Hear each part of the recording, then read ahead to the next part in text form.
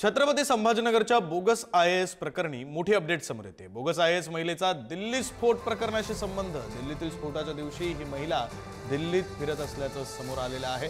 कल्पना भागवत असं bogus IAS महिलेचं नाव आहे। आरोपी कल्पना भागवतकडे 10 इंटरनॅशनल नंबर सापडलेले आहेत। कल्पना भागवतकडे अफगाणिस्तान आणि पेशावर मधील नंबर आहेत। बोगस IAS महिलेच्या घरात 19 कोटी आणि 6 कोटींचे चेक सापडले। दिल्लीत स्फोट झाला असतानाच ही महिला दिल्लीत फिरत होती, त्यामुळे राष्ट्रीय सुरक्षेला धोका असल्याच्या अनुषंगाने तपास केला जाणार आहे।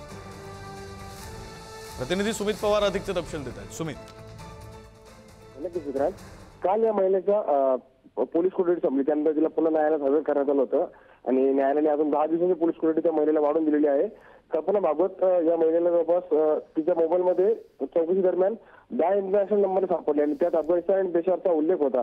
महिलेच्या घरात जवळपास 19 कोटीचे चेक देखील सापडल्याचा युक्तिवाद कोर्टात करण्यात आला होता। त्या दरम्यान 6 लाखाचे अजून एक तो चेक सापडला, त्यात राजस्थान, जोधपूर आणि दिल्ली विमानाने तिथं देखील फिरली होती आणि होम मिनिस्टरचे OSD यांचा नंबर देखील तिच्या मोबाईलमध्ये सापडला।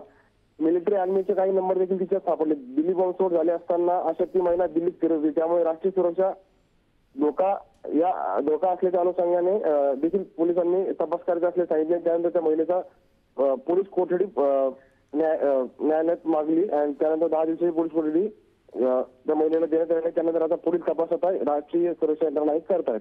बरं, धन्यवाद सुमित या सगळ्या सविस्तर माहितीसाठी।